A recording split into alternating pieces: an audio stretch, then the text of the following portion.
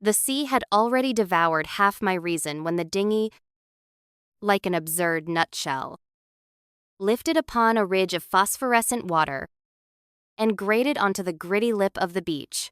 I lurched out, my legs crumpling into the sand. And, for a breathless instant, the world was only the hammering of my heart and the long, hoarse respiration of the surf. Gradually, the island declared itself, ragged palms black against a distended white moon. The soury sweet odor of rotting sea wrack laced with the cloy of night-blooming blossoms. And beneath the monotonous thunder of breakers, a subtler whisperan insecta-strung rasp, as though invisible boughs sawed at catgut in the humid dark. I hailed the night. No word I recall, only the raw tearing of my throat. Something answered, a throaty, half-human croak that chilled the marrow in my spine. Silence fell again. My thoughts, scattered like frightened birds, darted to ships, to men, to the last fragment of a world ordained by law. Yet I knew, as surely as I felt the sweat turning cold upon my skin, that here, on this strange, heat-thickened island, law would prove mutable precarious as a candle flame in a draught. I dragged the boat high upon the shingle, fearful the tide might reclaim its gift, and turned inland. Through a tangle of lianas slick with salt mist, I glimpsed a pulse of orange firelight perhaps, or the hallucination of a mind sorely tried.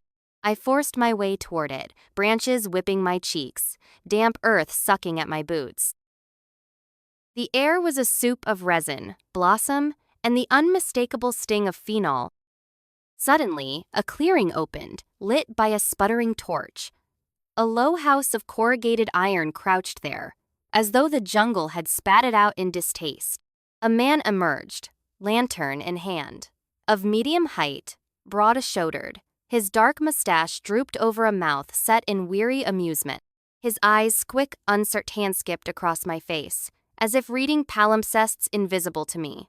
"Another flotsam, eh?" he said, the laugh both genial and unkind. Come in, the island is tolerable, given proper introductions." "My name is Edward Prendick," I stammered, salt-caked, exhausted. He returned, "Montgomery," and the name pricked some vague memory of vivisection controversies whispered in London clubs. There was no time to chase it. Thirst forbade philosophy. He thrust a pewter cup at me. The liquid was bitter, tinged with ether, but it steadied my shivering frame. Inside, the shack reeked of disinfectant and wet fur. Bottles, scalpels, and grease-stained anatomical charts littered a plank table. I sank onto a rough stool, the room leaping and shrinking with each throb of the lantern flame. Montgomery watched me as a physician studies a specimen newly arrived in a jar. "You'll need to see the doctor," he said at length. "He dislikes surprises more than he dislikes ignorance. Keep your voice low." "Doctor?" I ventured. "Dr. Moreau," he replied. The syllables lodged like cold iron in my gut. The world lurched. Pamphlets, public outrage, rumors of flayed dogs crying through London fog. Before I could marshal a thought, footsteps sounded heavy, uneven, padding rather than treading. The doorway darkened. The figure was broad-chested, head too large, jaws protruding, eyes lambent with an eager docility that seemed purchased at great cost. Hair bristled down its cheeks. It carried a pail, pausing to regard me with a mute dog's appraisal. Montgomery's voice softened. "Maling, fetch the doctor." The creature gave a quick nod, set down the bucket, and vanished. Moments later, Dr. Moreau entered. He was tall, gaunt, skin-drawn parchment-tight over fine bones. His eyes, bright as scalpels, flicked across me. I felt flayed by mere regard. "So, the sea delivers curiosities," he murmured. Montgomery supplied my name and circumstances. Moreau inclined his head the fraction demanded by etiquette. "You are not here by invitation, Mr. Prendick," he said. "Nonetheless, you are here. You will stay within the dwelling allotted, and you will not approach the enclosure without leave." "What enclosure?" My question slipped out unbidden. Montgomery's laugh was a cough. The doctor only stared. "The one you will know by its smell," he said. turning away with the finality of a closing scalpel case. That night, I lay upon a narrow cot. Through warped shutters seeped noises at once mechanical and bestial. Chittering, booming bellows half-stifled, a metallic clank, the hiss of steam. Beneath it all, a rhythmical chanting, not words at first, but a growl verging on speech. Sleep claimed me like a drug-soaked rag. I sank into blackness and dreamed a vast menagerie, pleading inarticulate agony. Dawn rose, bloody and wet. Montgomery roused me to the banalities of survival. Hall water, sort bottles marked in Latin too baroque for my tired sight. Everywhere the air stank of carbolic and something sweeter blood singed with burning hair. While I wiped a scalpel's mirror edge, a cry split the humid morning. Not to go on all fours, it is the law. A chorus answered, voices quavering, guttural, oddly shrill. Not to go on all fours, that is the law. Are we not men? Then moans. A yelp like a dog under the lash, and breathless silence.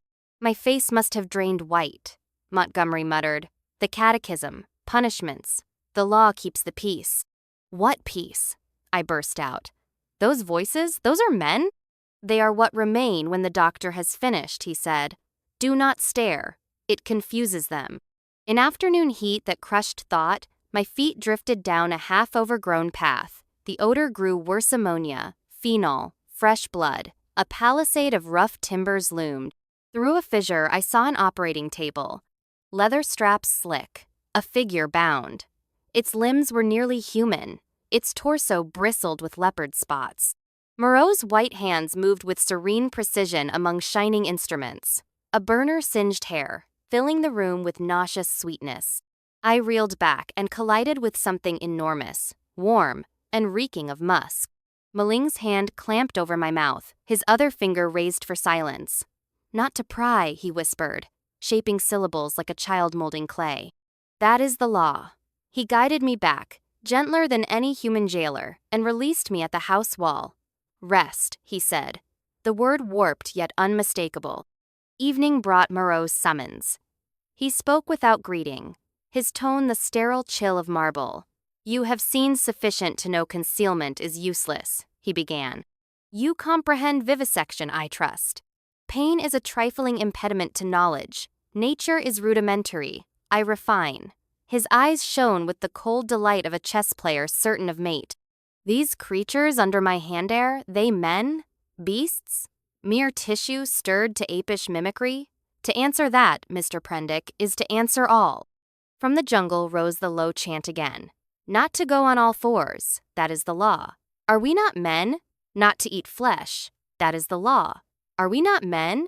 Each refrain ended on a hiss, half fear, half yearning. Moreau listened, head tilted, as a conductor hears tuning strings. Children, he murmured, forever testing the stove. That night, a different cry cracked the steamy dark triumphal, glutted. Moreau's face flashed with irritation. Montgomery seized a revolver, I a lantern.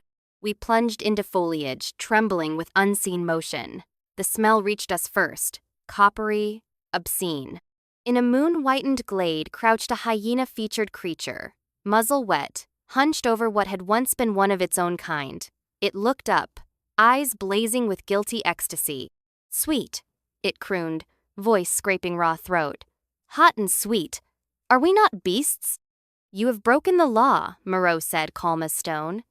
You will return to the house of pain. The creature laughed at a ragged bark. Pain is quick, it snarled. Flesh endures. Montgomery fired. The beast leapt, vanished into thicket. Moreau's shoulders stiffened. They will smell flesh, he said. The law will not hold tonight. Throughout the humid hours, the chant rose and frayed like rope under strain. I sat on the hut steps clutching a spare revolver, lantern fluttering. Each insect chirr dislodged a fragment of rationality. Each rustle might conceal fanged intent. At dawn, Moreau returned, bloody-flecked, eyes glittering with fierce calculation. The hyenaman hides, he said. We hunt at dusk. Day sagged beneath a merciless sun. Montgomery's face blurred behind fumes of gin. Maling's eyes followed every motion with canine vigilance. Late afternoon, thunderheads massed. Oppressive calm descended.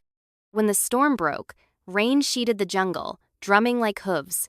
Beneath that roar, Subtler noises gathered the crack of wood, the furtive cough of gathering throats. Night again. The palisade shuddered under blows. Shadows writhed in torchlight. Eyes glinted, multitudinous. Moreau stepped forward, whip in one hand, torch in the other. Flames danced up dry thatch. Smoke billowed oily and black. Briefly, the beast folk recoiled, mesmerized. Then a voice high, rasping shouted, "The law is a lie. We are beasts." 100 voices roared assent. A choir of unleashed instinct. Gunfire? Screams. The hymn of fire. Tin roofs buckled. Glass popped.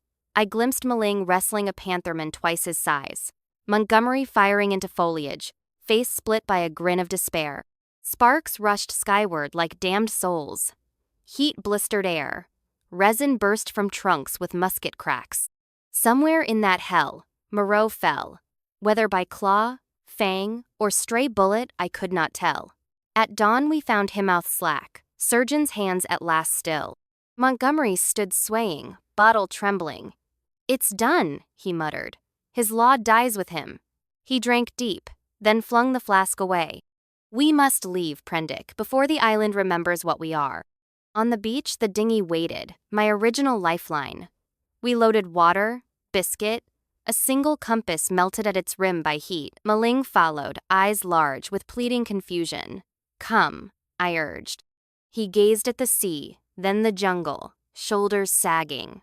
"Island all," he said, philosopher, in 2 words, and turned back toward green shadows alive with feral whispers. Sea breakers seized us, tossing the dinghy like kindling, then spat us beyond the reef into a current that bore us eastward. The island shrank to a scar on the horizon, smoke curling above it like a question never to be answered. Montgomery slumped, feverish. I pulled at the oars, the sun a white-hot coin branding my skull. Day's blurred water rationed. Biscuit gnawed to dust. Silence inhabited by remembered scream. We were found at last by a trading schooner. Adrift? Delirious. Montgomery died of fever before landfall. I survived deep survival be merely the persistence of breath. Now I walk London streets, dine, converse, pretend civility. Yet in every passerby I glimpse a muzzle's twitch. In every midnight cough I hear a throat rehearsing the law. The island is gone. But it is not gone. It beats behind the chest of every human shape I meet. If I were asked to quantify the humanity of mankind today, I could only say it stands between 12 to 15%. And falling. I recovered in the hospital at Plymouth. A clean white ward where iodine and starch-washed sheets smothered every other scent. Yet even there, the island clung to me like a parasite. The creak of a trolley became a hyena's pad. A distant cough ricocheted itself into the gargled cry of, "Are we not men?" Sleep slid away whenever a nurse's starched cuff brushed my arm, for it felt exactly like Maling's paw. After 15 days, the physicians discharged me with polite relief. They signed my papers, but in their eyes, I read another instruction. Forget. They wished me to bleach the outlandish story from memory, lest it infect ordered minds. I boarded the train to London carrying a single valise and a head buzzing like a nest of hornets. Arrival in London.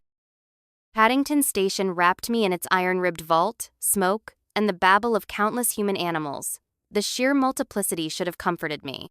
Instead, the sight of so many mouths, so many eyes, stirred a queasy certainty that at any moment a muzzle might protrude or a paw curl beneath a glove. I hurried out to the cab rank and gave the driver my lodgings in Bloomsbury. The rooms were just as I had left them months before. Books dust-thick on the mantel.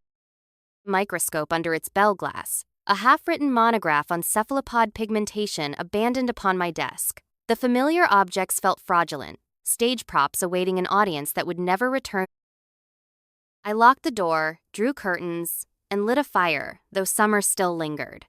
For 2 days, I ventured out only at dawn to buy bread and cheese, speaking to no one. The news clipping. On the 3rd morning, a thin packet slid through my lettery box. No envelope, only a clipping from The Times. It reported the wreck of a small freighter named the Mariposa, found gutted by fire near an uncharted isle in the South Pacific. Survivors spoke of ruined sheds and the remains of monstrous experiments. My blood chilled. The location, latitude, and charred description matched Moreau's domain. At the bottom, scribbled in hurried ink, stood one line. Did they all burn? No signature. No address.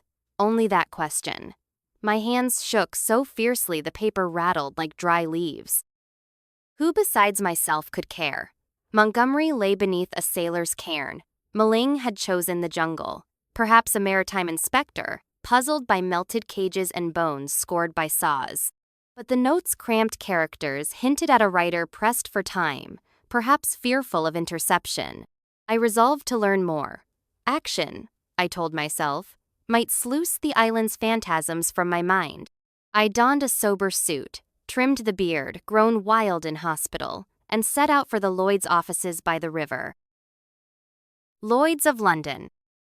Clerks in starched collars shuffled manifests with the somnambulant confidence of men moving money rather than flesh. I waited beneath a brass clock whose pendulum ticked with priest-like finality. Presently, a junior agent, barely older than my microscope slides, ushered me into a private cubicle. I showed him the Times cutting. I was once acquainted with that region, I explained, skirting the abyss of detail. Do you possess further reports? He consulted a ledger. The Mariposa, put in at Samoa for repairs 7 months ago. Her cargo listed livestock, pigs, goats, primates, for scientific stations. After that, she sailed under charter to a Mr. Adrian Holt. The clerk frowned. Strange, Holt's address leads nowhere. Have you a description? Only a note. Tall gentleman, pronounced scar at the temple. Private laboratory interests. The agent closed the ledger. The inquiry file is sealed pending Admiralty review. I thanked him, head ringing. A scar at the temple. Moreau bore such a mark, a livid wheal from a student revolt at King's College.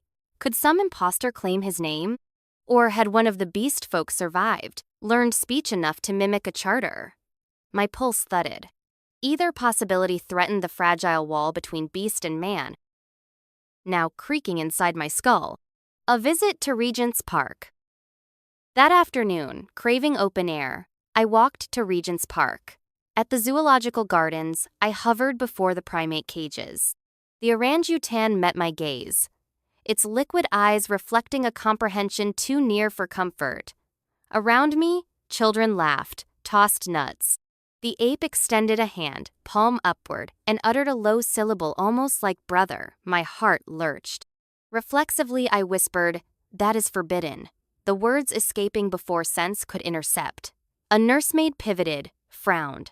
I fled down gravel paths, the island's chant gnawing my ears. The lecturer. Night brought no peace. At 2 o'clock, I sat by the fire, coat collar up, studying the clipping for the 100th time.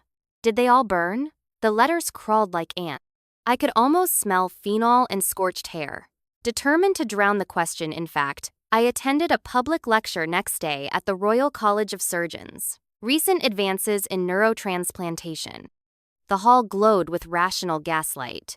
The speaker, Dr. Percival Dane, exhibited a rabbit whose severed sciatic nerve had been replaced with canine tissue. The creature hopped, crudely, yet undeniably. Applause cascaded. Dane smiled, eyes glittering behind pince-nez. "Gentlemen," he declared, "pain is but the coin by which we purchase progress." My stomach turned. The phrase echoed Moreau too perfectly. Afterward, I cornered Dane near the cloakroom. "You mentioned a colleague performing advanced xenografts abroad," I ventured. Might I learn his name? Dane adjusted his spectacles. "The project is delicate," he said, "but I can disclose this much. Our benefactor corresponds from a private vessel, signing only with the initial M." Blood roared in my ears. "His latest address?" I managed. "Care of the Agape Shipping Company, Limehouse," Dane replied. "Now, if you will excuse me." I stumbled into the night, gaslights swimming. M could be anyone, yet dread insisted otherwise. Moreau was dead. I had seen his corpse. But a successor, perhaps one of those student acolytes expelled with him, might have embraced the work, chartered animals, rebuilt the island's horror on some floating laboratory. Limehouse Docks. 2 evenings later, I descended narrow lanes that smelled of tar, fish, and opium. Chinese characters glowed red above shuttered dens. Rats the size of kittens scuttled between bollards. I found Agape Shipping in a soda-blackened brick building. Inside, a clerk with jaundiced eyes thumbed invoices. I posed as a zoological supplier seeking fast freight. The clerk produced a logbook. My pulse quickened. Several charters bore only the initial M destination, listed as Private Coordinates Pacific. The most recent departed 4 days earlier aboard the Caliban, a coastal steamer refitted for long haul. Cargo: assorted mammals, avian specimens, laboratory apparatus. Who captains the Caliban? I asked. Captain Brand, the clerk muttered, scribing totals. Sails silent. Good coin. No questions. Where might one catch her before she clears the channel? Gravesend, perhaps, tide permitting. I thanked him and stepped into fog that rolled from the river like breath from a sleeping leviathan. A plan was hatching, monstrous yet irresistible. Intercept the Caliban, confirm whether Moreau's work lived anew, perhaps destroy it before another island of horrors could bloom. Part of me recoiled, craving the safety of ignorance, but the clipping, the lecture, Dane's words all converged.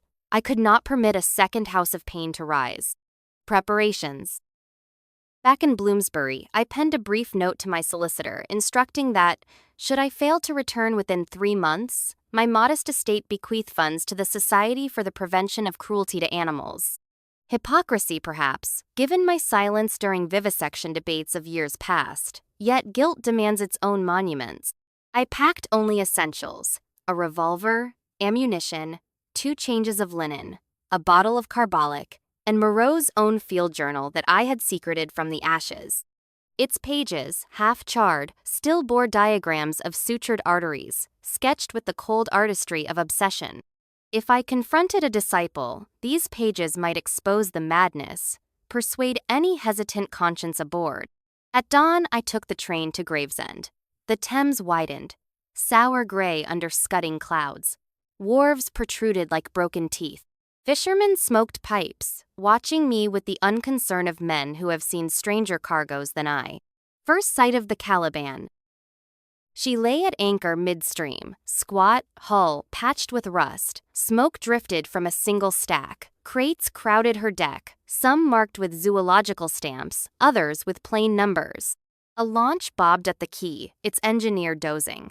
I hired a rowboat from a one-armed Swede, slipped half my savings into his calloused palm, and drifted toward the steamer under cover of fog. My story, rehearsed until it rang almost plausible. I was a naturalist engaged late by the charterer, bearing crucial notes. The note of urgency would, I hoped, override protocol. A rope ladder slapped the hull. I ascended, palms slick. The deck smelled of straw, dung, and disinfectantadors that could never again be neutral to me. A sailor hailed me. I asked for Captain Brand. Brand proved a bearded brute with eyes like chips of coal. He listened while chewing a plug of tobacco. All latecomers pay double, he said. I pay triple, I replied, flashing sovereigns. He shrugged and waved me aft. Money, that ancient solvent, still dissolved scruples better than phenol. Unsettling cargo. Assigned a narrow berth below, I passed pens where goats shifted nervously and cages where primates hugged their knees. Deeper in the hold, large crates exuded a sour musk. One vibrated faintly, as though something within tested its limits. Straw bulged between slats. I leaned close and heard breathings low, measured, almost human. That night, anchored off Margate awaiting tide, I explored under pretense of checking feed. A locked compartment near the stern door bore the stenciled initials A.H., perhaps Adrian Holt, Moreau's ghost charter. Pressing my ear to the seam, I caught a murmur of voice, reciting phrases broken by growls. Not to eat flesh. That is the law. The blood drained from my face. The cadence was unmistakable. I needed confirmation. The key hung surely on Brand's belt, Forcing the lock would risk discovery. I retreated to my berth to draft a new strategy. A midnight conversation. Sleep evaded me. Around 2, footsteps padded outside. A soft knock. 3 taps. A pause. 2 taps. I opened cautiously. A young sailor, freckles stark against sallow skin, whispered, "You a doctor, sir? There's something aft needs tending." I followed through red-lit passages. He led to a storage alcove where another crewman lay slumped, forearm lacerated to bone. "Bloody monkey got him," the youth said. But the bite radius looked too large, the gouges too deep. Crimson streaks glistened on iron panels. I stitched the wound as best I could, carbolic stinging my nostrils. While I worked, the injured man muttered, "It talked. Swear on my mother. It talked." His eyes rolled white. I told the freckled lad to fetch laudanum. Alone, I leaned in. "What did it say?" He shivered. "Said we were meat. Said the law was done." The words chilled me more than the sea wind seeping through hull plates. I finished bandaging, then hurried back along corridors alive with creaks and distant clanks. Somewhere metal rang like a cage struck from inside. Facing Brand. At dawn, Channel waters bucked under a squall. I cornered Captain Brand beside the wheelhouse. "One of your men is mauled," I said. "Whatever is in those crates is not safe." He spat tobacco into the scuppers. "Cargo stays locked. Orders are orders." "Who gives them?" "Adrian Holt?" I pressed. Brand's brow tightened. "Name means naught to me. Payment comes via post office boxes and coded cables. Gold enough to make a bishop curse. My concern ends at delivery." "Where is delivery?" "Coordinates sealed until we clear Gibraltar." He leaned close. "Best you mind your own berth, Mr. Naturalist." I might have played the coward then, begged set-a-down at the next port. But Moreau's shapes already throbbed in the hold like malignant tumors. To inflict them upon another island, another population of unsuspecting souls, was unthinkable. I nodded, retreating, while planning sabotage. Alliance with a doubter. That evening, the freckle-faced sailor named Thomas Price sought me out. "Sir," he whispered, I looked in the feed ledger. "Says we carry experimental subjects. I signed on to haul coal and oranges, not devils." His Adam's apple bobbed. "If you aim to stop it, I'll help." Caution warred with relief. "Why trust me?" "You stitched Patty. You listen." The others only jeer. He glanced over his shoulder. "Meet me mid-watch by the locked compartment." I agreed, feeling the net tighten. Breaking the seal.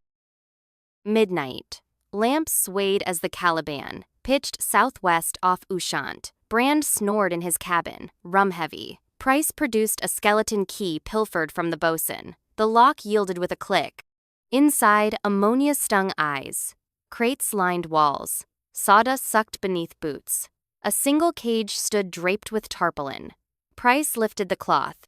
Within crouched a figure more human than any creature on Moreau's Isle, yet unmistakably wrong. Limbs long, fur scant, face welded between ape and man. Its wrists were chained, yet it sat upright, regarding us through bars with wary intelligence. I swallowed. "Do you speak?" The creature's lips moved. "Speak," it rasped, voice raw as bark. "Pain, speak." It touched its chest. Kava. The name, a knife to memory. One of the lesser simian beastfolk, docile, easily led. Moreau had carved into her larynx to fashion vowels. Now she sat in iron half a world away. "How did you come here?" I asked. Kava's eyes shifted left in fear. "Master M," she whispered. "Master make law again. Ship go to new ground." Price blanched. "Sir, this is witchery." A sudden groan of metal rang along the hull. Footsteps approached. Price yanked the tarp back while I slid behind crates. The door swung wide. Captain Brand, lantern raised, eyed the room. "Curiosity burns bright, does it?" he growled. "Step out." We emerged. "What harm in verifying live cargo?" I said, striving for calm. Brand's eyes glittered. "Harm enough." Behind him, 2 burly deckhands brandished belaying pins. "Stowaways in knowledge get tossed. Overboard," he gestured with his lantern. "Bring him!" Price bolted. A pin glanced off his shoulder. He staggered, then vanished through a side hatch. The hands lunged for me. I ducked, fist connecting with one man's gut. The other swung wide. I slipped beneath and darted into the passage. Alarms clanged, boots thundered. Flight below. I plunged down ladders into the engine room, heat striking like a furnace. Pistons pounded, steam shrieked at valves, shadows flickered hellish red. Brand's men clattered above. I spied a coal chute leading aft, half open for stoking. Diving in, I slid through sooty darkness, landing on a grate just abaft the boilers. Price emerged from gloom, face smeared black. They're sealing hatches. Then we liberate the cargo, I said. Chaos will keep them busy. Madness guided my lips, yet Price nodded, eyes wild with resolve. Releasing the beast folk. We doubled back to the compartment through maintenance access, shrouded in steam. Price pried boards from the largest crate. Straw spilled, revealing a misshapen figure bound in a net of ropes. A snout twitched, yellow eyes opened. I cut bonds with my pocket knife. The creature, half boar, half man, staggered out, sniffing. Others stirred in adjacent cages, some simian, some lupine, all distorted. I swung each door wide. Go, I urged. You are free. A chorus of panting breaths answered, uncertain yet eager. Then Kava spoke.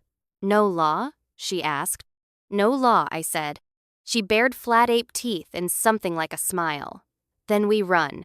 Revolt on the Caliban. The stampede began. Beastfolk rushed corridors, howling in voices that scraped every nerve. Sailors stumbled from bunks, confronted by shadows of nightmare. Brand's pistol cracked, echoing against steel. A wolfish man leapt, jaws closing on his wrist. His lantern smashed, spilling flame. Oil spread, licking bulkhead paint. Price dragged me toward the ladder. Engine room floods next, he shouted. But smoke already rolled in hot waves. Steam pipes ruptured with banshee screeches. Somewhere above, a bell clanged abandonship. We reached the boat deck. Wind roared. Channel waves heaved slate-gray under a moon veiled by cloud. Crew grappled with a lifeboat while beastfolk clawed railings in panic. The line fouled. The craft plunged, smashing holoplates, spewing men into dark water. Brand appeared, left arm bloody, revolver in right hand. You did this, meddler. He fired. The shot tore Price's collar. I lunged, striking his wrist. The pistol fell, skittered across planks. Brand roared and charged. We grappled at the rail. Pain flared as his fist split my lip. A shape vaulted from Shadow's Kava. She seized Brand's throat. He hammered at her temples, but her grip tightened. Together they toppled, overboard, vanishing into foam. I staggered back. Flames now punched through deck seams. The smokestack belched sparks. I cut free a second lifeboat, its davits creaking. Two beastfolk, a goat man and a slim feline creature, scrambled in with frantic bleats. Price hauled himself over the gunwale. We shoved off as heat baked our back. Adrift once more. Oars bit the swells. Behind us, the Caliban was a torch upon dark water, silhouettes leaping fiery arcs from rail to sea. Distant screams mingled with boiler explosions. When a final blast split the hull, a gout of fire shot skyward, painting clouds blood red. We rode until dawn glazed the horizon pink. The goat man huddled, bleeding softly. The feline creature licked salt from its fur, eyes half-lidded like a sated cat. Price cradled a bruised arm, gaze fixed on burning cinders drifting astern. At sunrise, the Caliban was gone, only black slicks marking her grave. I felt neither triumph nor relief, only the weary comprehension that I had merely scattered embers of Moreau's legacy across the sea. Beastfolk now floated free, some drowning, some perhaps paddling toward unseen shores. Price spoke first. What now, sir? I glanced at the creatures sharing our cramped refuge. Their shoulders rose and fell in quiet rhythm, no longer frantic. Now, I said, voice hoarse, we make for the English coast if current allows, and then, words failed.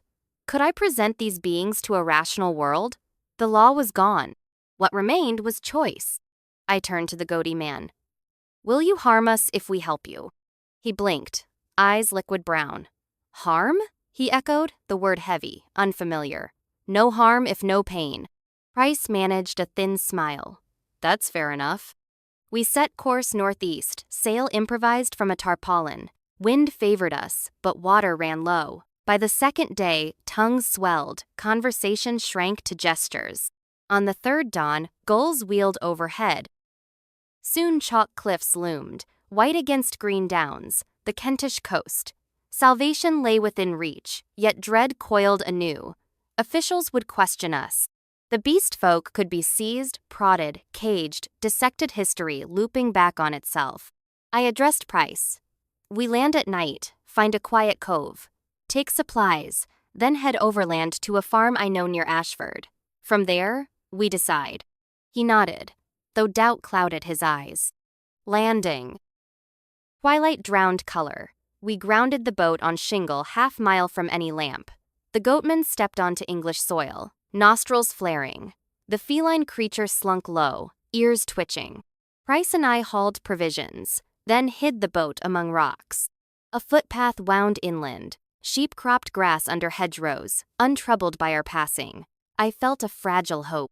Perhaps these two could learn peaceful obscurity, pass for eccentric vagrants, find corner lives among the margins. We reached an abandoned shepherd's hut. Inside, straw and a rusted stove offered minimal comfort. I divided stale biscuit. The creatures ate delicately, as though remembering once being forbidden flesh. Price rubbed his temples. Never thought I'd play nurse to things out of nightmare, he said. They are out of our nightmare, I replied, which means the nightmare is ours to end. My words rang hollow, but conviction stirred. If I could guide them toward gentleness, perhaps the island's shadow would shorten. A visitor in the night. Rain hissed on the thatch. I dozed, revolver in hand. A creak woke me. Door latch lifted. A silhouette entered. Man-sized, hunched, water streaming from oilskin cloak. I raised the pistol. Name yourself. The figure lowered his hood. Moonlight revealed pallid features. A scar slicing his temple. My heart stuttered. Though gaunt and older, I knew the face. Dr. Moreau stood before me. I choked on air. You are dead! He smiled, thin as scalpel wire. Reports of my demise were premature, Mr. Prendick. His gaze swept the hut, settling on the beast folk. The goat man whimpered, the feline creature bared teeth. Moreau lifted a gloved hand. Be still. Pain is near if you forget. I found my voice. I saw your body. A body, yes. The island provided many by then. Montgomery's brandy and your fever-blurred sight deceived you. He stepped closer. I escaped by canoe days before the revolt. A surgeon values foresight. Price lurched upright. You chartered the Caliban, he snarled. Moreau inclined his head. A floating laboratory is far safer than stationary land. Waves discourage trespass. He tutted. Imagine my irritation discovering the ship aflame and my specimens scattered. His eyes bored into mine. I traced tide and rumor. Here we are.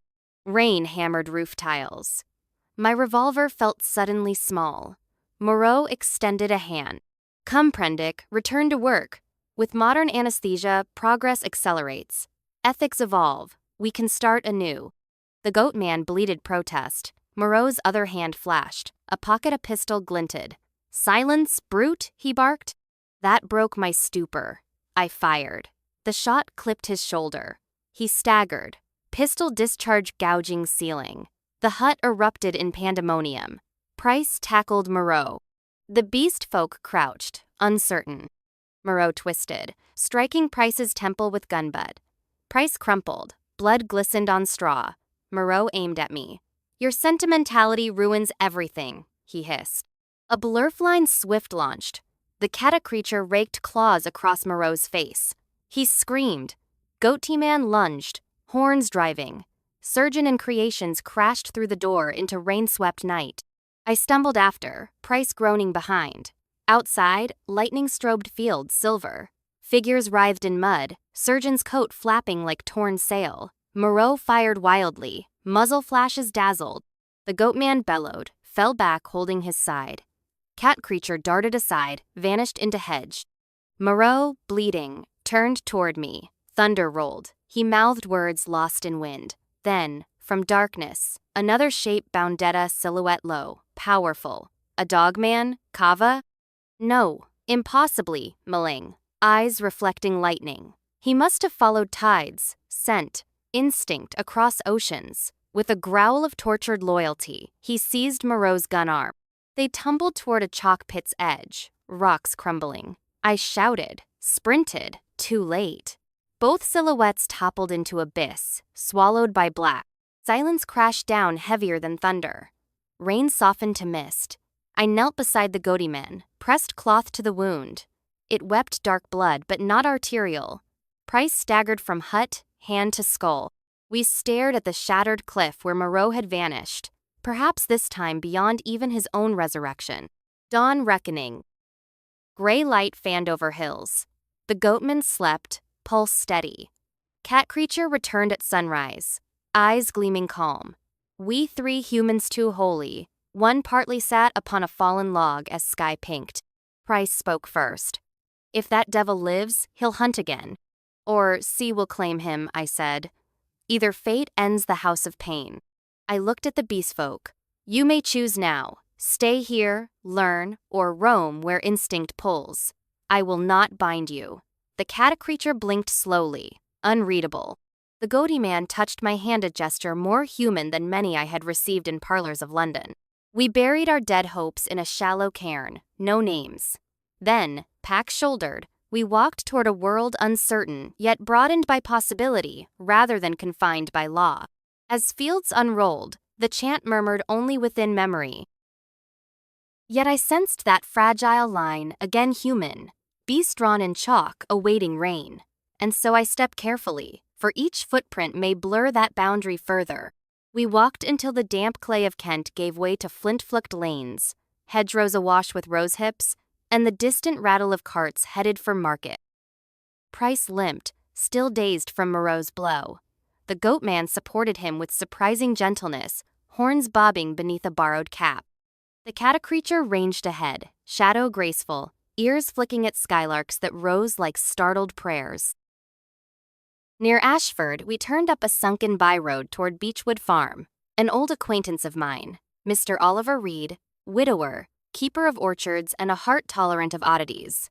We reached his gate at dusk. Reed, pipe glowing in gloaming's violet hush, squinted at our ragged party. Before he could speak, I stepped forward. Old friend, I said, I bring refugees in need of shelter. We pay our keep in labor. Reed's gaze skimmed over goat horns and feline tail. He sighed, drawing tobacco smoke deep. War left me stranger sights than you, he muttered. Barns empty since harvest. See, they frighten no sheep. Relief flooded me. Days of quiet labor. Autumn settled golden. We rose with cockerels, mended fences, pressed cider fragrant as sunny warmed apples. Price's head wound healed, a pale crescent beneath cropped hair. The goatee man whom we christened Gideon after the patient ram of scripture proved tireless, hauling crates with sure-footed grace. The cat creature, shy of names, would appear at dawn's first blush to clear barns of rats, leaving neat piles at the hedgerow like tributes. Reed called her muse, and she accepted with an inscrutable blink. Evenings we gathered in Byerlight. I taught letters, shaping chalk strokes on slate salvaged from the old pigsty door. Gideon mouthed consonants earnestly. Muse traced curves with claw-whack dip, tail swishing pleasure. Price, once seaman, recited tales of equatorial constellations.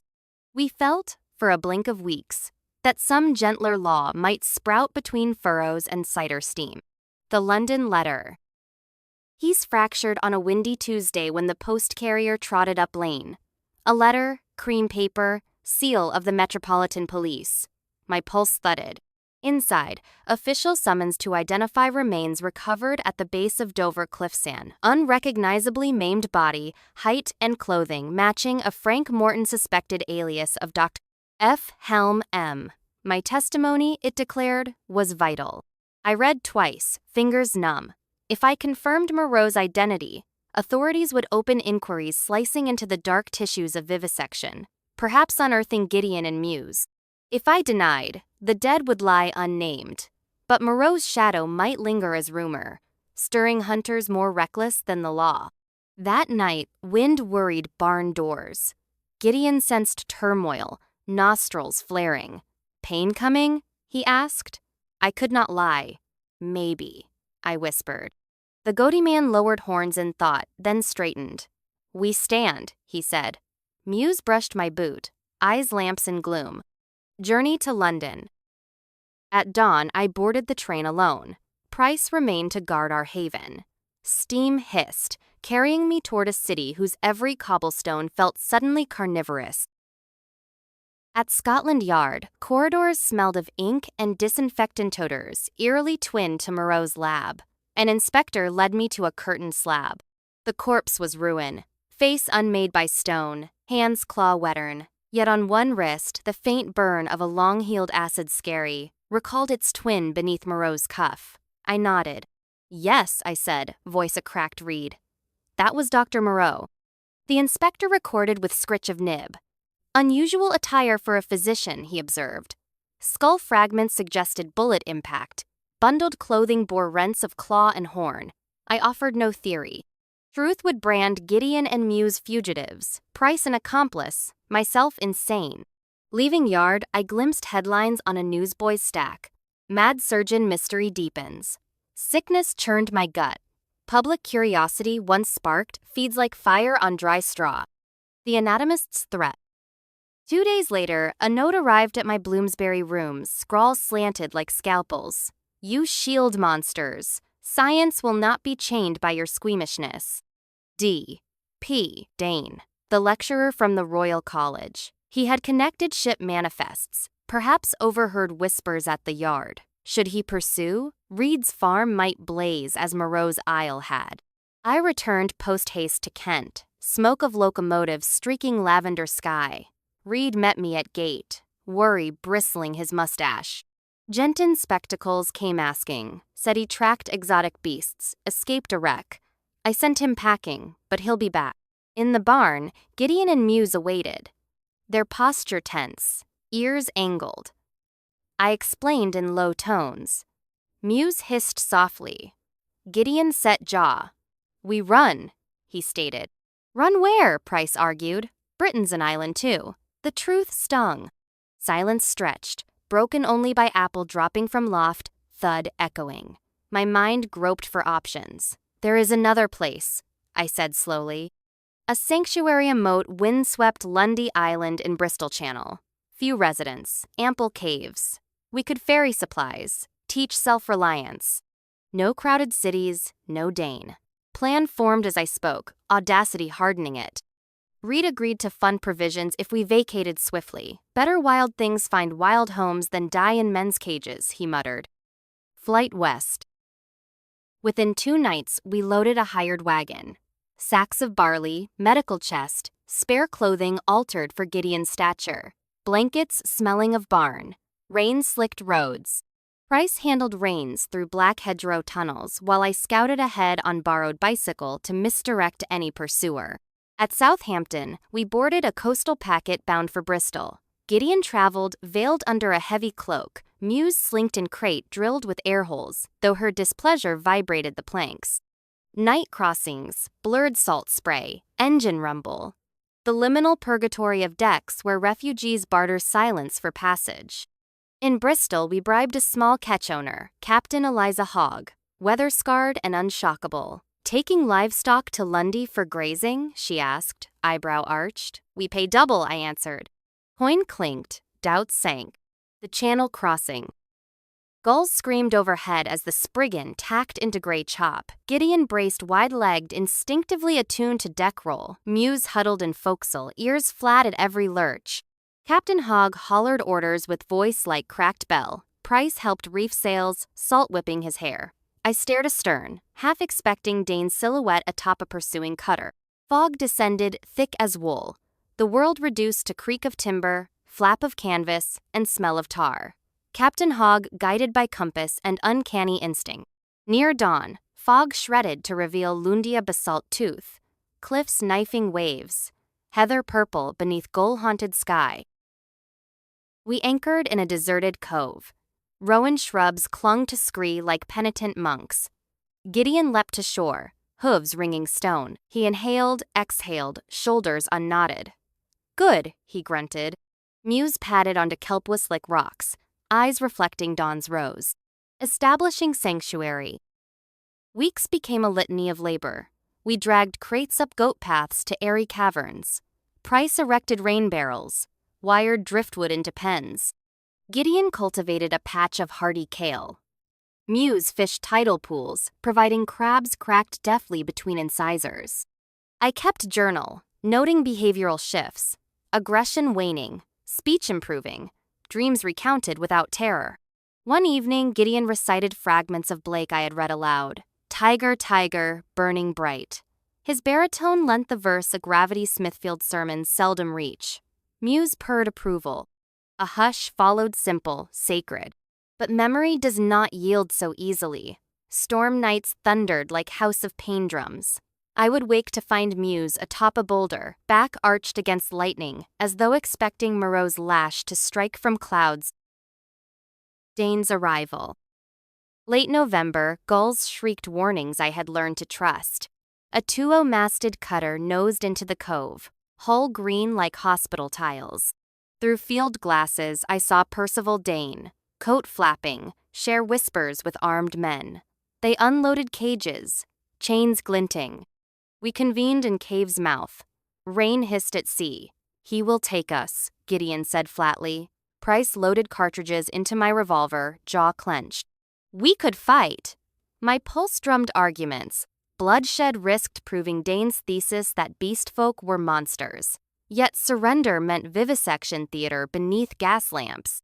A thought surfaced, reckless as lark versus hawk. We give him what he wants, not flesh, but demonstration. I turned to Gideon. Will you trust me? Goat eyes met mine. Slowly, he nodded. Parley on the shore. We descended cliffs unarmed, save my journal. Dane strode forward, boots splashing tide pool. Remarkable, he breathed, surveying Gideon's square shoulders, Muse's fluid tread. True hybrids. Helm's notes were not exaggeration. He raised a hand. Gunmen trained rifles. I stepped between. Call off your dogs, doctor. These beings are free, harm none, seek only quiet. I presented the journal-detailed observation of cognition, empathy, learning. You prize data? Here is data. They farm, fish, recite Blake. Dane's eyes flicked pages, disdain battling wonder. Anecdote. Bring them to London. Under controlled conditions, we verify. Gideon spoke, voice clear despite surf. We are not rats. We are not tools. He quoted Blake, halting yet resonant. For mercy has a human heart. Silence cracked Dane's composure like frost on iron. Muse stepped forward bearing a freshly caught mackerel. She laid it at Dane's boots, then retreated. Gestures simple, unubeast-like. Gun muzzles wavered. I seized moment. Test them here. Observe without cage. Prove to your peers that vivisection is obsolete. Or drag them away and show the world you fear what you cannot dominate. Dane's jaw worked. Ego and curiosity dueled visible beneath thin skin. Finally, he signaled rifles down. Fortnight, he rasped. I stay. I test behavior. Any sign of violence, we revert to protocol. Thus, an uneasy accord began. The fortnight of proof. Dane established tents on headland. With Price and me as intermediaries, he administered puzzle snots untied. Symbols matched, choices between meat and grain. Gideon and Muse exceeded expectations, selecting fruit over flesh, offering solutions before human assistance. Dane's notes grew dense. Smug certainty frayed.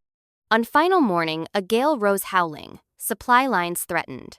Dane proposed dissection post-mortem to examine cerebral adaptations. I refused. Tension tightened like stays in storm. Gideon stood firm, hooves planted in sodden turf.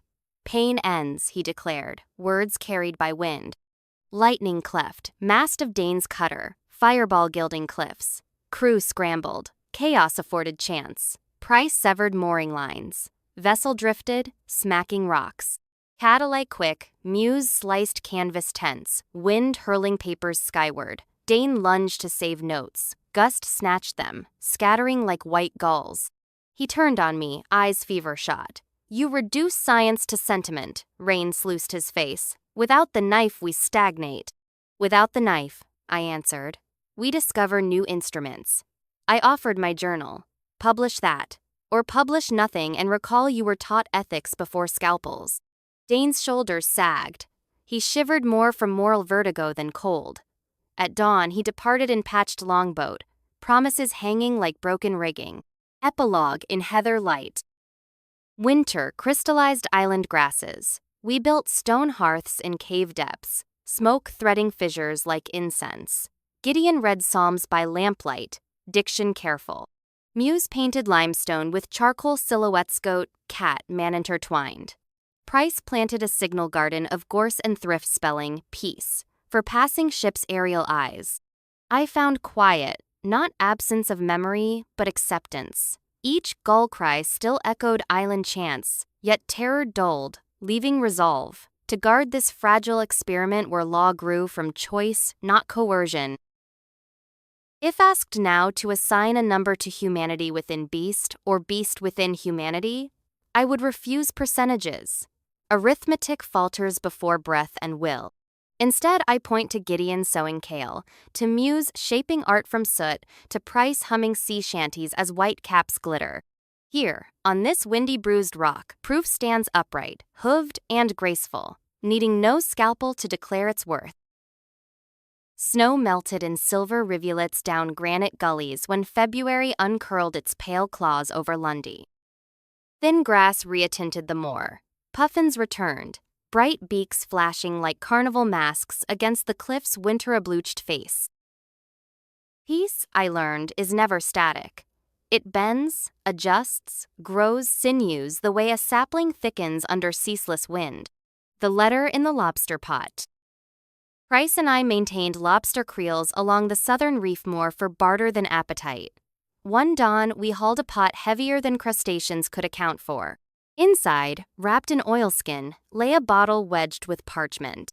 We prized the cork. The note bore seawater stains yet remained legible under morning light. To Mr. Edward Prendick. Your sanctuary is known. Certain quarters view your companions as an unprecedented opportunity. The Admiralty launches an expedition from Plymouth in 10 days, command under Captain Sir Malcolm Vere. Their orders: secure specimens living or dead. A friend. No signature, no seal. The script, thin and angular, reminded me of Dane's lecture notes. Perhaps remorse compelled him. The message arrived none too soon. Gideon read it twice, lips moving over unfamiliar syllables. Hunt, he concluded. Muse arched her back, tail lashing.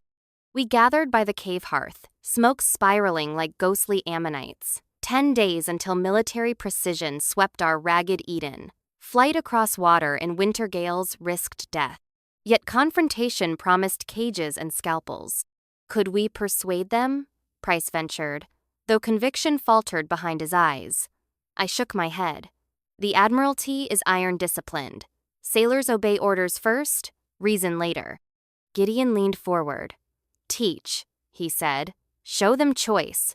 His hooves tapped basalt rhythmically. Thinking. Idea bloomed. Invite pursuers ashore.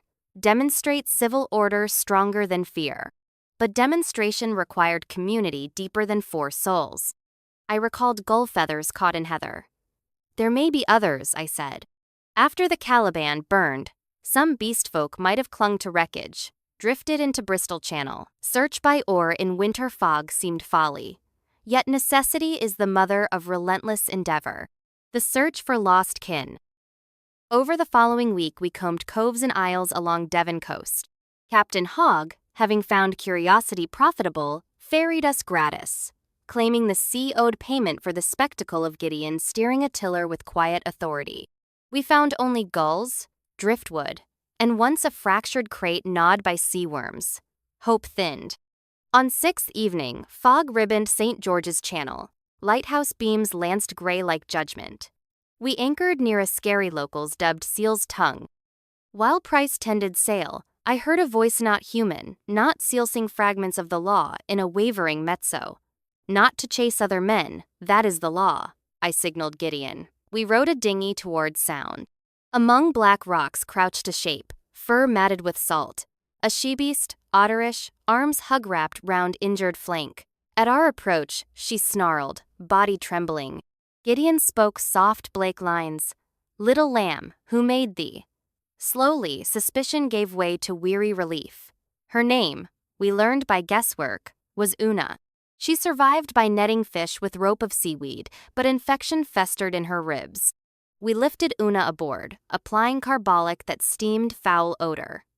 She whimpered yet endured, curiosity studying each human face. Back on Lundy, Muse groomed Una's pelt while humming a tune half purr, half lullaby. By dawn, Una stood, pain eased. Council of Five. 5 voices around driftwood table now shaped a miniature parliamenthemon, caprine, feline, and otter. Decisions hammered by debate, not whip.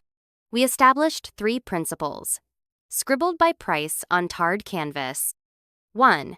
No flesh shall be eaten save fish freely taken. 2.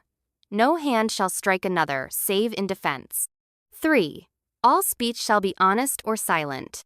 Gideon called it the new law, though name felt grander than reality, yet its very articulation readied us for inspection by outside eyes. Preparations for the Admiralty. We scavenged slate to roof cave entrances, dampening heat signatures from naval telescopes rumored to use latest infrared powders. Signal fires prepared on Northern Ridge. Green flame via copper salts if truce required. Crimson if violence erupted. Price set snares not for men but for rhetoric. Placards painted with phrases. We seek peace. Observe before you judge. Pain ends here. He worried sailors might shoot before reading. I countered that banners were for conscience after bullets, yet still worth stroke of brush. Muse, gifted with stealth, mapped cliff paths, memorizing echo points where goat bleats could replicate doubled numbers, confusing invaders. Una, once healed, wove nets across gullies to slow ascent. Gideon practiced speech, shaping round vowels. Welcome, sailors, share bread. Arrival of HMS Nightingale. On the 9th morning, gulls scattered northward, shrieking omen. A gray silhouette breached Mista sloop of war, masts bristling semaphore. Through spyglass, I counted 40 crew, a Gatling gun lashed to foredeck. A steam launch splashed, oars glinting, our time compressed to heartbeats. We met at the southern inlet, banners raised. Gideon carried a basket of cider apples. Muse balanced a pollock on flat stone, gifting of ocean. I held journal, pages flagged with observations of cognitive empathy. The launch grounded. Captain Veer stepped ashore, mustache like frost-trimmed steel. Marines with rifles fanned out. Veer's gaze caught Gideon's clasped hands, traveled to Una's shy half-smile. He masked surprise behind professional stoicism. I am Captain Sir Malcolm Veer, he declared. Under Admiralty writ, I claim these creatures as Her Majesty's property for scientific inquiry. I inclined head. I am Edward Prendick, naturalist. These beings are persons by every ethical measure. Veer's eyebrow lifted. Persons lack fur and hooves. Gideon stepped forward. We have words, thoughts, dreams, he said, cadence steady. Will your rifles study dreams? Murmur flickered among Marines. Veer gestured. 2 men advanced with manacles. Muse hissed, but abided my raised palm. Captain, I said, offering journal. Observe 7 days. If you find savagery, take me too. If you witness culture, leave them be. Veer thumbed pages, pausing at Gideon's handwriting, angular yet readable. He that shall endure unto the end, the same shall be saved. His stern expression softened a notch. Yet duty clawed him. 7 days, no more, he decreed. Any violence, the experiment ends. 7 days under guns. Marines occupied a promontory, rifles polished like threats. We continued routine, tending kale, reciting Blake, mending nets. Una entertained sailors with shell whistles, piping tunes that stirred half-remembered nursery rhymes. Muse exchanged grooming tips with ship's cat, a portly tabby named Admiral Paws. Gideon discussed scriptures with the chaplain, who found goat-horned exegesis oddly refreshing. I noted subtle shifts, rifles slung more loosely. Laughter rose over evening fire. On fourth day, a storm marooned a landing party in our cave. Gideon brewed nettle tea. Price slapped sailors' backs sharing smuggler yarns. Rain drummed reconciliation into stone. Yet tension coiled beneath convivial facade. The Gatling gun never left deck. Veer read my journal nightly. Lines etched worry deeper. The saboteur. 6th midnight. Explosion shattered cliffspouter magazine on sloop pierced by saboteur. Flames licked rigging. Cannon shells, stored dry, cooked off with thunderous roars. I sprinted with Veer toward shore. Silhouettes grappled on quarterdeck. In flare-lit chaos, I glimpsed Dane, face halved by soot, wrestling a marine while sparks rained. He had arrived covert on supply, tender, fanatical resolve undimmed. Fire served his purpose, destroy evidence of beast-folk humanity, ensure capture while claiming they wrought sabotage. We launched rowboats through chop gouged by burning debris. Gideon plunged into waves, horns cutting foam, hauling half-stunned sailors to safety. Una dove sleek as torpedo, guiding lifeboats clear of boiling tar. Muse clambered flaming shrouds to free tangled rigging, paws sizzling yet steadfast. On beach, survivors collapsed. Dane staggered ashore, pistol snatched from drowned holster. He aimed at Gideon. "Monster, this is your chaos." I stepped between. He saved men. Dane's scream curdled wind. Finger tightened. Shot cracked. Pain blossomed in my shoulder. Gideon charged. Dane fired again, bullet grazing horn. Muse leapt, claws flashing, disarming him. Price seized pistol, tossed it into surf. Veer pressed cloth to my wound. Eyes, once skeptical, now burned with newfound certainty. He looked at Gideon, at Muse tending my bleeding arm with strips torn from her own paw pads. "Enough," he muttered. "I have seen." Aftermath. Morning found HMS Nightingale a smoldering carcass, masts charred. Admiralty Authority drowned in salt water. From makeshift infirmary of driftwood boards, I watched Veer dictate into journal. Beings demonstrate advanced empathy, self-sacrifice, linguistic nuance. Recommend cessation of forced acquisition. The island shall remain autonomous protectorate pending Crown review. He signed with flourish, sealing fate in ink rather than blood. Dane, bound and sullen, glared from under guard. "History will brand you naive," he spat at Veer. The captain answered, "History is written by witnesses, Doctor. I have witnessed." Letters to the mainland. Within week, a relief cutter arrived, bearing surgeons and carpenters. They treated my bullet wound, splinted sailors, salvaged Nightingale's logs. Veer drafted formal petitions to Parliament. Funding for remote ethology station, not laboratory, staffed by volunteers agreeable to new law. Muse darted between planks observing medics. Curiosity unconstrained by fear. Una offered fish stew to convalescents. At first they grimaced at otter-haired cook, yet hunger overcame prejudice. Soon, compliments flowed as freely as broth. Gideon stood with chaplain, blessing graves of 3 sailors lost to magazine blast. Horns bowed, he intoned psalm lines in deep timbre that rolled like organ pipes through sea mist. The Royal Commission. Spring-edged cliffs in scabious blue when a delegation landed. Academics, lawmakers, even a suffragist journalist with notebook flickering. Questions volleyed. Gideon answered calmly. Muse occasionally mouthing wry asides that drew laughter. Una, though shy, demonstrated weaving of seaweed ropes stronger than hemp. My own testimony concluded, I stepped back under arch of hawthorn blossom. Price sidled up, whispering, "Think they will let them be?" I considered the delegation's wide eyes, the hush that followed Gideon's recital of Jerusalem. Perhaps hope is neither beast nor man but the space negotiated between. Approval and departure. Months later, Royal Assent named Lundy Naturalized Research Sanctuary. Inhabitants citizens under Crown protection, free from capture or harm. Conditions. Quarterly visit by neutral observers. continued commitment to 3 principles of new law. The first chartered supply bark unfurled banners of dove on green field. Price chose to sail with it, yearning land adventures beyond spray-a-coward crags. We clasped hands.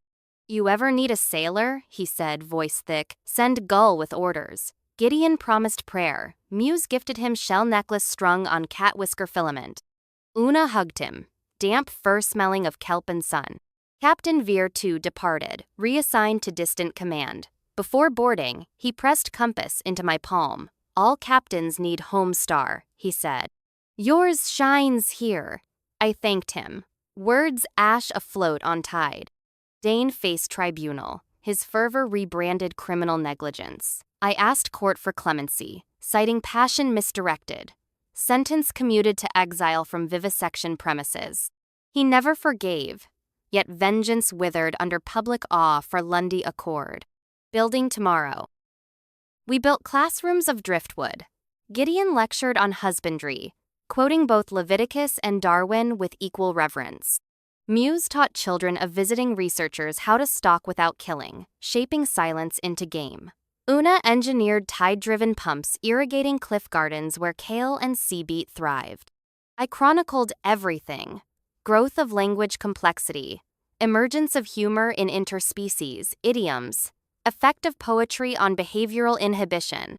My shoulder scar ached on damp nights, but ache reminded me humanity earns each sunrise by vigilance. One evening, under aurora that wove green silk across stars, Muse asked softly, "We change more?" Her gaze held mixture of hope and fear that once belonged solely to people with smooth skin. I answered, "Change is ocean. Shore chooses whether to erode or sculpt." She purred, contemplating metaphor. Rumors from the east. 2 years slid by, measured in fledged puffins and cider harvests. Then a pigeon courier arrived bearing cryptic note. Gene splicing in Prague approaches Moreau's dream minus pain. They grow chimera embryos in glass snow, shriek, no lash. Science races again. Gideon read, stone-faced. "Pain less," he said. "But choice?"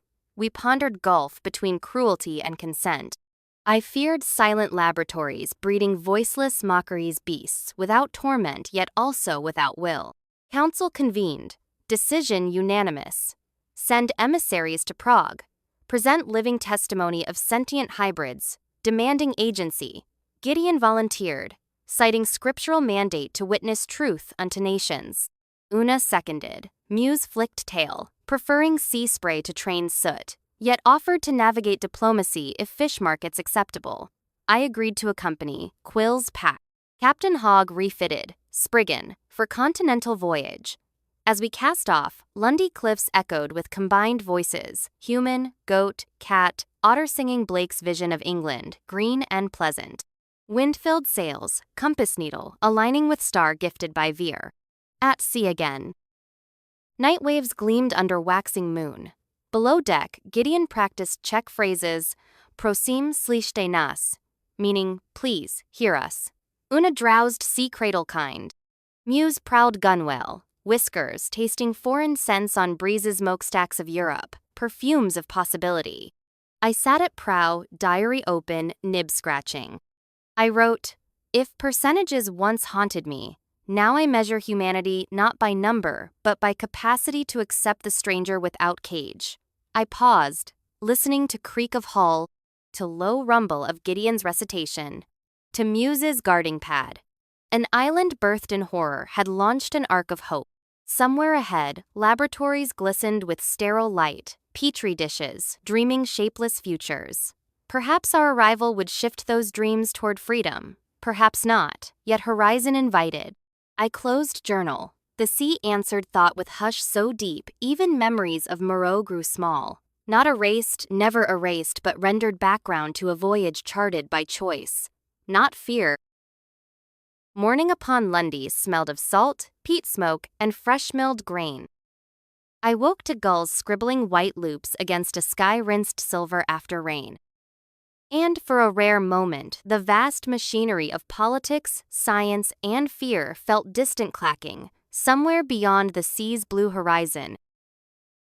Yet history, like tide, has no patience for daydreams. By noon, a semaphore flag atop the western cairn snapped urgent scarlet. Visitors inbound without appointment. We scrambled to vantage. 3 sleek motor launches cleaved the channel, bows keening through foam. Their hulls bore blue pennants stitched with coiled Ouroboros emblem of Fleischner-Bayer Consortium. Memories of Brand's gunfire pricked skin. Gideon blew a conch-horn summoning council. The note shuddered heather, rolling down cliffs like muted thunder. We met on the plateau beside Stone Circle locals claimed Viking. Its rune-scarred slabs now served as new law forum. Muse paced, tail-flicking staccato unease. Una smoothed kelp-woven tunic, nostrils tasting wind for gunpowder. Lenka adjusted spectacles, jaw set. I fingered compass gifted by Veer, its needle trembling as if smelling menace. Engines cut, launches kissed shingle. Men in oilskins marched out, rifles slung but muzzles lowered.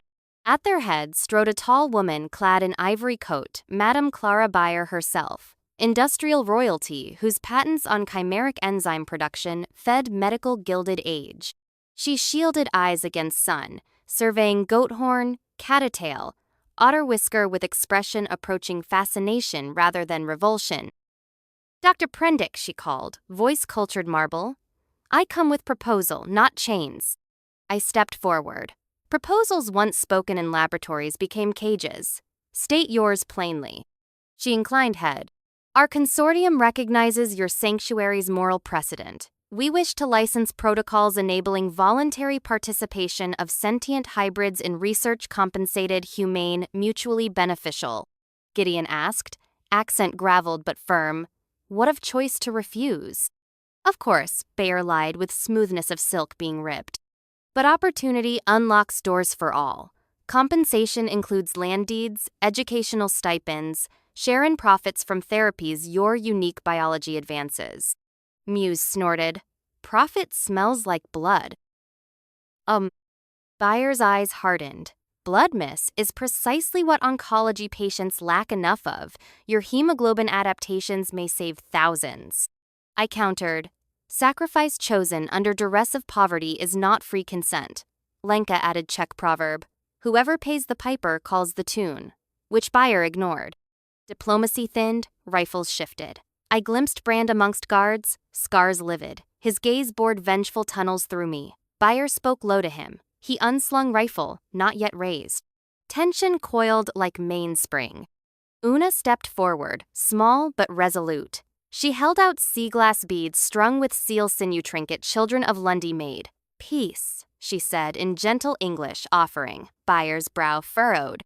Brand sneered, swatting beads to gravel. The snap of thread scattered colors like shattered water. Gideon's nostrils flared. Yet he knelt, gathered beads, restringing with deliberate calm. His restraint was sermon stronger than psalm. Bayer watched, expression flickering. I spoke. Observe. Power broken can be rewoven by patience, not bullets. Take that lesson instead of blood samples. Bayer glanced to horizon where larger vessel waited a yacht bristling wireless aerials, doubtless relaying outcome to investors. She sighed as if heavy ledger balanced pain against potential. 24 hours, she announced. We remain at anchor. Consider partnership. Tomorrow we depart agreement or escalation. She waved retinue back. Brand lingered, dragging finger across his throat toward me. Gideon half rose. I placed hand on his shoulder. Patience, I murmured, though rage hammered pulse. Launches pulled away. Council dispersed. Tension clung like burrs. That night caves glowed with votive lanterns while debate raged. Some younger hybrids, children of fisheries, exchange argued knowledge for cure, outweighed risk. Others feared return of blade disguised by sterile glove. Lenka drafted counter-proposal. Open a source sharing of biological insights without extraction data, gleaned via non-invasive observation, profits funneled into sanctuary. Gideon approved. Muse skeptical but willing. We crafted parchment with wax seal of Dover tree scallion. Dawn blossomed, gulls wheeling gold. We delivered proposal aboard Bayer's yacht, boarding by rope ladder under Brand's glower. Interior reeked of new varnish and strategy. Buyer read document. Lips thinning. Altruism unrewarded breeds stagnation, she snapped. Our shareholders forgive us, stakeholders require returns. I answered, return measured in shared wellness, not coin. She touched ring dense with diamonds. Your sanctuary will face storms, droughts, money staves, hunger. Gideon replied softly, we sow kale with rain. Muse added, we fish tide without currency. Buyer's patience cracked. Very well. Partnership impossible. I'll petition Crown to revoke Protector Attesite biosecurity. Markets dislike rogue variables. She signed order to brand, prepare detainment contingency. We departed yacht uneasy. On shore, we forged plan. Price, now skipper of smaller cutter Harmony, volunteered to shadow yacht, sever radio via clandestine boarding, buying time for diplomatic channels we'd built with Veer and Royal Society. Night fell moonless. Harmony slid across slate water under blackout sails. Price and I rowed closer. Muse crouched between us, claws ready to slice cables. Waves slapped hull like muffled drums. We grappled stern, climbed. Deck patrol dozed by companionway. We padded to radio room. Sparkojap transmitter hummed lightning whispers. Muse's claws snipped wires. I pocketed crystals. We withdrew unseen. But engine hold clanged Brand on patrol. He flung hatch, lantern blaze revealing us. Rats and bilge again, he growled, raising pistol. Shot barked, bullet grazed Price's calf. Muse lunged, slashing. Brand yowled, stumbled. Pistol skittered. Alarms clang. We sprinted to rail, dove. Bullets spattered like hail on water. Cold, seared lungs. Harmony hauled us aboard. We sped into dark. Yacht searchlights combed waves, but Harmony blended with night's black mirth. Morning revealed buyer fuming, yacht still but impotent to signal.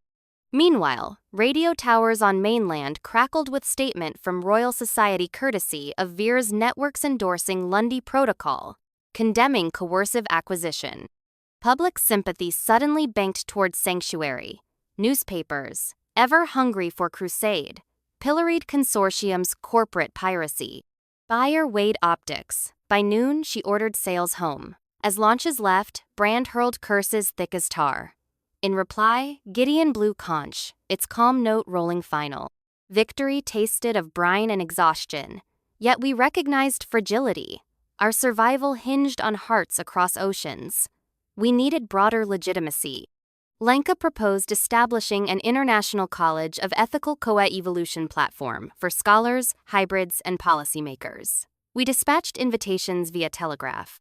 Within months, scientists from 4 continents arrived. Among them, Japanese zoologist Mori Aiko brought paper cranes folded from rice paper, infused with geno-edited moss spore symbol, melding innovation and grace. College sessions convened under Canvas Hall on Plateau. Gideon opened with homily on stewardship. Una demonstrated autohydrodynamics, shaping water turbines, powering lantern strings. Muse lectured on predator ethics, choosing restraint over reflex. Human delegates listened, pens scratching new grammar of coexistence. I marveled. Island once forged in agony transformed into beacon. Yet memory of phenol stung nostrils at random, reminding vision to remain alert.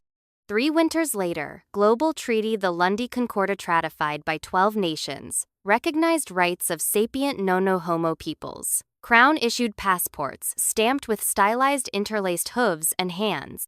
Gideon traveled to Geneva, addressed League of Nations. Footage of his speech horns silhouetted against displayed in cinemas, stirring debate far from cliffs kissed by Atlantic spray. Peace, however sturdy, still danced atop fault lines. Rumors emerged of South American plantations breeding mute hybrids for labor tongues excised at gestation to prevent speech. We convened emergency council, funding allocated for emissary missions, surveillance by albatross-borne cameras, Una's design. Struggle shifted but persisted. We learned vigilance is bedfellow of hope. Through seasons of seed and harvest, I felt life's weave toughen. Yet when night tides sighed under cavern arch, I sometimes heard echo, not to go on all fours. Chant now memory, but memory carries weight. That wait kept us humble. On 20th anniversary of revolt, we erected monument of basalt, sculpted figure, half beast, half human, standing hand-hewn of with child. Inscription carved, pain taught boundary, choice redraws it. Torchlight flickered on stone, casting two shadows, one erect, one kneeling, perpetual reminder of past and future. Soon after, Lenka and Ino, partners in science and sorrow, received invitation from University of Cambridge. Lecture series Beyond the Species Boundary. I hesitated, returning to halls where Moreau once dissected dreams felt perilous. Gideon said, "Show them we walk tall without whip." I assented. Cambridge welcomed with measured curiosity. Some students clapped, others whispered fears. My opening address traced arc from shipwreck to Concordat. When Gideon entered hall, hush thundered. He quoted again Blake, this time flawless. "Mercy has a human heart, pity a human face."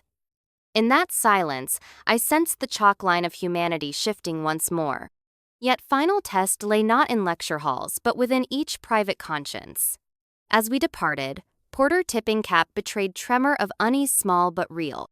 Progress counts in beats of hesitation where fear might bloom yet abates. We boarded train back to sea, hearts carrying that fragile arithmetic. Years pass. My beard now carries salt, lighter than oceans. Gideon's horns curve grand, etched by weather. Muse whiskers silver, but her pounce on wind-blown leaf still poetry.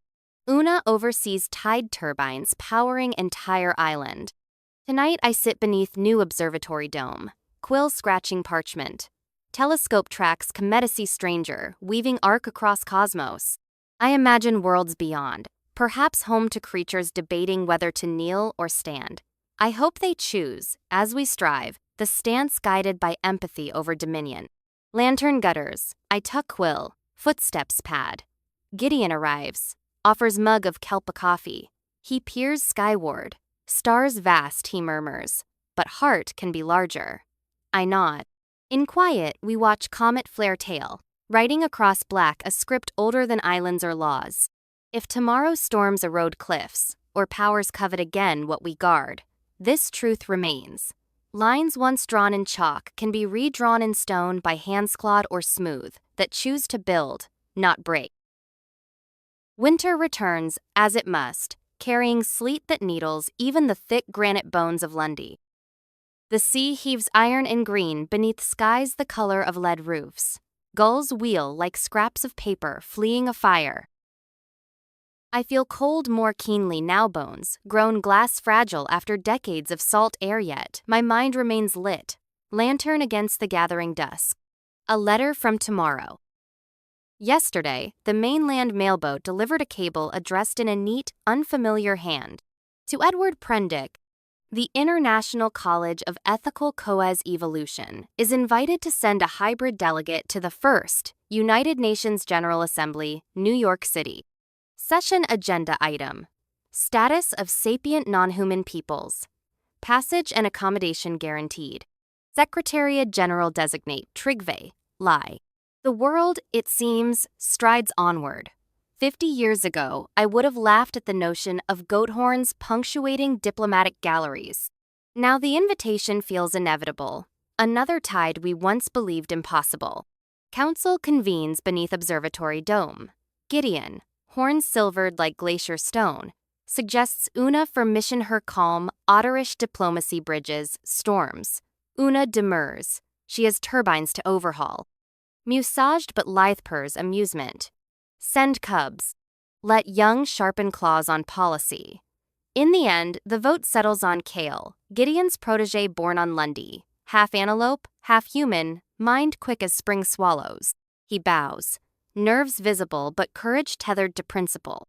I volunteer to accompany final voyage of a man whose life began adrift and may end likewise. Lenka squeezes my weathered hand, gives blessing and medical list. No lady night brandy. Mine knees on gangways. Keep parchments dry. Farewell to the cliffs. Departure morning dawns pewter gray. Islander suman and hybrid line cliff path.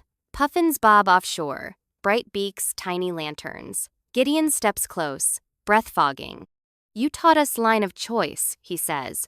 Now show the world. We clasp forearms flesh to fur paws. Muse brushes cheek against my coat, then flicks tail in mock scold. Bring back stories, not bullets. Cutter Harmony repainted white with dove emblem, waits in cove. Price, hair snowy, salutes from helm. Kale adjust suit tailored for digitigrade legs. We cast off, oars, bite, sails, belly. Conch horn sounds low, lament mingled with hope. Atlantic crossing. Weather holds fair. On third night, full moon marble whitens rollers. Dolphins pace bow. Kale practices speech. Repeating phrase, inalienable dignity. I coach cadence, inserting pauses. To let translators catch breath.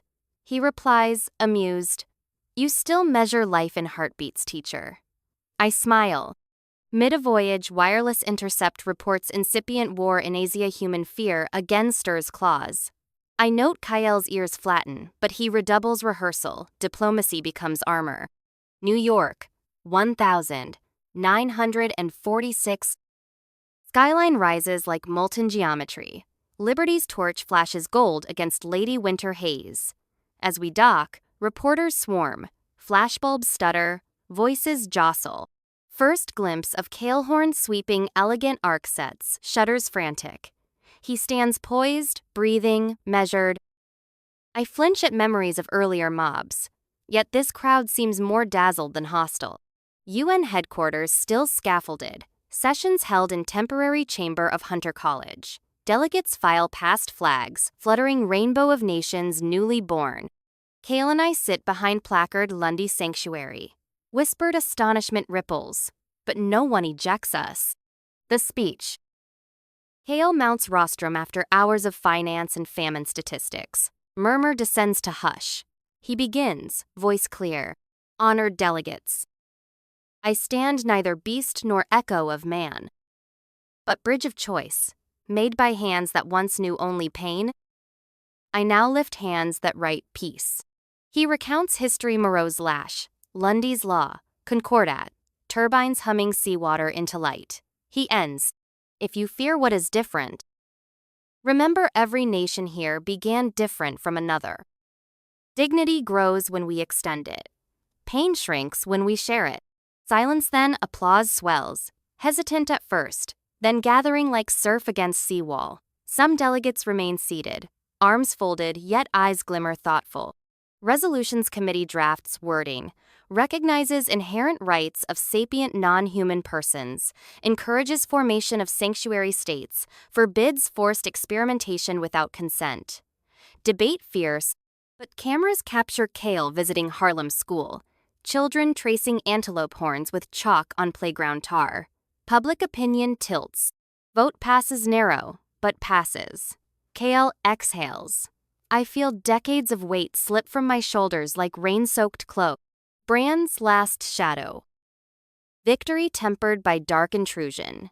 A telegram warns Brand, operating under mercenary outfit in Paraguay, plots abduction of hybrids to sell to military bioweapons labs. Evidence forwarded to Interpol. I meet with U.S. Marshals, provide testimonies. They assure pursuit. That night I dream surf-pounding island cliffs. In dream, Brand stands on brink, firearm rusted, sea pulling him backward. He laughs, then rock crumbles, tide claims laughter, leaving only gulls. I wake calm, as if ocean accepted debt. Homeward bound.